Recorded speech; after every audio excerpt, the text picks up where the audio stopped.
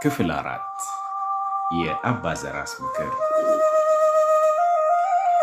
ከዕለታት በአንድ ቀን አባ ዘራስ መንፈሳዊ አገልግሎት ለመሳተፍ ወደ ቤተ ክርስቲያን ሲሄዱ መንገድ ላይ አንድ ሰው ራሱን ስቶ ወድቆ አዩና ያማተቡና አቡነን እየደገሙ ተጠጉት። ቢያናግሩትም መልስ የለም። ግራ ቀኙን ቢመለከቱ ሰው አጡ። እንደምንም ብለው ከወደቀበት አንስሰው ሊሸከሙት ሞከሩ፣ ግን ከአቅማቸው በላይ ሆነባቸው።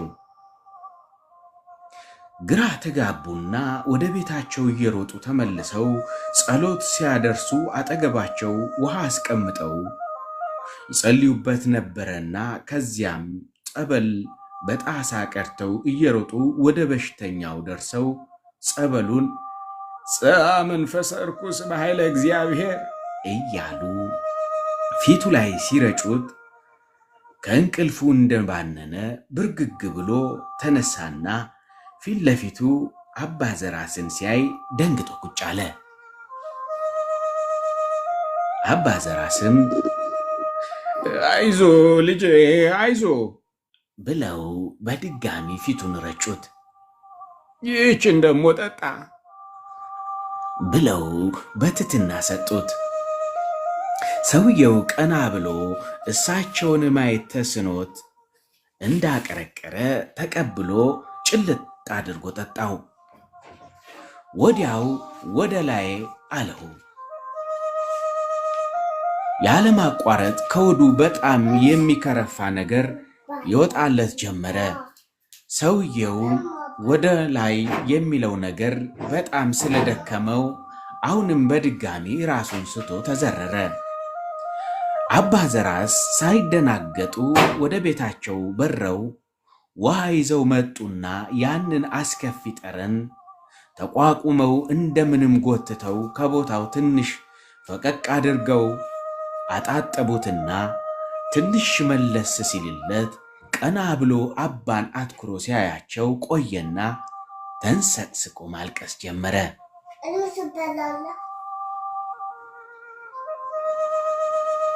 አባ ማልቀሱን ሲያዩ የጀመሩትን ጸሎት በአቡነ አስረው ምነው ልጄ ምን ሆንክ አሉት በትህትና በተሞላው አነጋገር።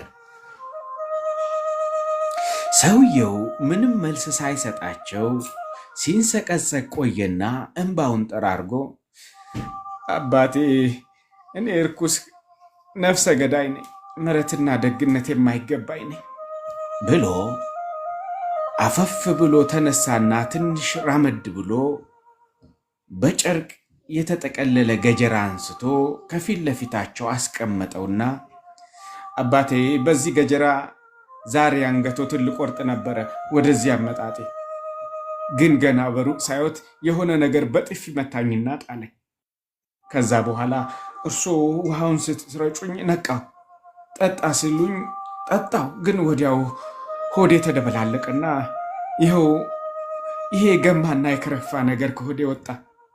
ወዲያው ያ ቀድሞ በጥፊ መታኝ እጅ ደግሞ ሲመታኝ ራሴን ስቼ ወደቅኩ። ያ እጅ አፍ አውጥቶ ዳግመኛ ይህን ጻድቅ ልትጎዳው ብትሞክር ትሞታለህ፣ ተጠንቀቅ ብሎኝ ወደ ሰማይ ወጣ። ከዛ አንተ ውሃ ስታፈስብኝ ነቃው። አባቴ ማሩኝ፣ በድያለሁ ብሎ እግራቸው ስር ወደቀ። አባ ዘራስ በግድ ከእግራቸው ስር አነሱትና ለመሆኑ ልትገለኝ አሰብከው ምን ስለበደልኩ ነው አሉት እየተገረሙ። አባቴ እርሶና መላው ክርስቲያን ምንም ሳትበድሉኝ፣ ግን በእናንተ ላይ ከባድ ጥላቻና ቅናት ስላለብኝ ልናጠፋችሁ ሆ ብለን ተነስተን ግን አልሆነልንም። ጭራሽ እርስ በርሳችን ተጋጭተን ብዙ ተጠፋፋን። ብቻ ሁሉም ነገር ካሰብነው በላይ ሆኖ በሽንፈትና በውርደት ነገሩ ተጠናቀቀ። እኛ በብዛታችን ተመክተን ብንነሳም በሽታና በጦርነት አለቅን። አሁን ያለነው ጥቂቶች ነን። እናንተ ደግሞ ከበፊቱ የበለጠ በስታችሁና ተጠናክራችሁ ስናይ ከበፊቱ የበለጠ ንዴትና ቁጭት አደረብን። በዚህ የተነሳ ያለነው እየተሰባሰብን በድጋሚ እናንተን ማጥፊያ መላ ስንፈልግ በፊትም በመተቱም እንዲያሸንፉ ያደረጋቸው እሱ ነው። አሁንም እንዲቀና እንዲሉ ያደረጋቸው የእሱ መተት ነው። እሱን ካጠፋን ሌሎች ቅስማቸው ተሰብሮና መተቱም ሊከሽፍባቸው ሀገሩም ለቀው ይወጣሉ ብለን ስላሰብን በመጀመሪያ አንተን ማንም ሳይገልን ቀብረን ወደ እነሱ ልንዘምት ነበር። ትናንትና ከአንድ ጓደኛዬ ጋር ጉድጓድ ቆፍረን አዘጋጅተን፣ ዛሬ ግን በዚህ ገጀራ ገድዬ ከሱ ጋር እዛ ጉድጓድ ልንከት ነበር አመጣጤ። ግን መተት ሳይሆን የሚጠብቅ መልአክ በጥፊ መቶ እጅህ ላይ ጣለኝ አለ እያነባ። አየህ ልጄ፣ እኛ ክርስቲያኖች ከፈጣሪያችን በቀር ምንም መተትና መድኃኒት የለንም። የእኛ መድኃኒትና ጋሻ መከታችን አንዱ ፈጣሪ ብቻ ነው። እርሱ በረቀቀ ጥበቡ ከእሳት ከስዕለቱም በጣም አደገኛ ከሆነ መከራና ስቃይ ሲያድንን ልበ ደንዳኖችና በዚህ ዓለም ጥበብና መተት የሚያምኑ ሰዎች የፈጣሪን ድንቅ ጥበብና ማዳን ላለማመንና ላለመቀበል በመተታቸው በመድኃኒታቸው ዳኑ፣ አሸነፉ ይላሉ። እኛ ግን የኃያላን ኃያል የጠቢባን ጠቢብ የሆነው አምላካችን ብቻ ነው በሚያይመረመር ጥበቡ የሚያድነን። አየህ ልጄ፣ እስቲ አሁን እኔ ምን መተት አለኝ?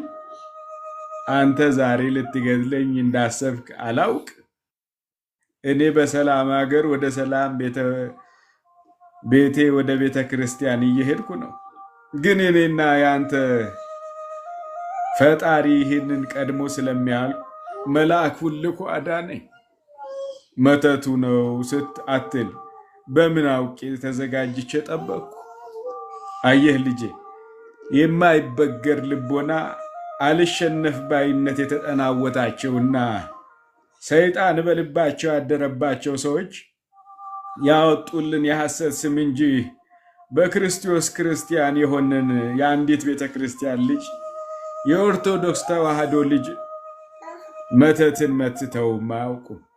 መተተኞችን፣ ቅጠል በጣሽ ስርማሾችን ይቃወማሉ፣ ያወግዛል፣ ያጠፋልም። ስለዚህ ልጄ ይህንን አውቀህና አንተም እንዴት ከዚህ ጥፋት እንደዳንክ ተገንዝበህ ይህንን ከንቱ መላምት ከሕሊናህ አውጣና ሌሎችንም ምከራቸው፣ ንገራቸው።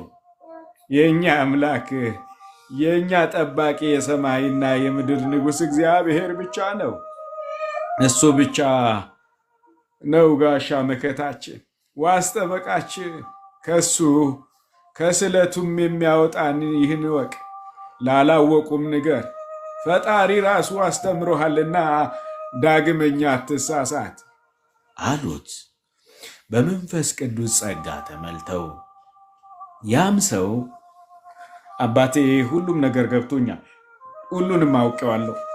አሁን በፈጠሩት አምላክ የምለምኖት ከነ ቤተሰብ አጥምቁኝ፣ ወደ እናንተ ሃይማኖት አስገቡኝ ብሎ እግራቸው ስር ወደቀ።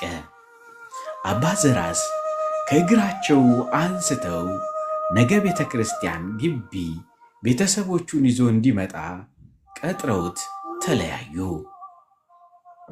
ያም ሰው ከነ ቤተሰቡ አስፈላጊውን ትምህርት ተምሮ ተጠምቆ የእሱንና የቤተሰቡን ነፍስ አዳነ።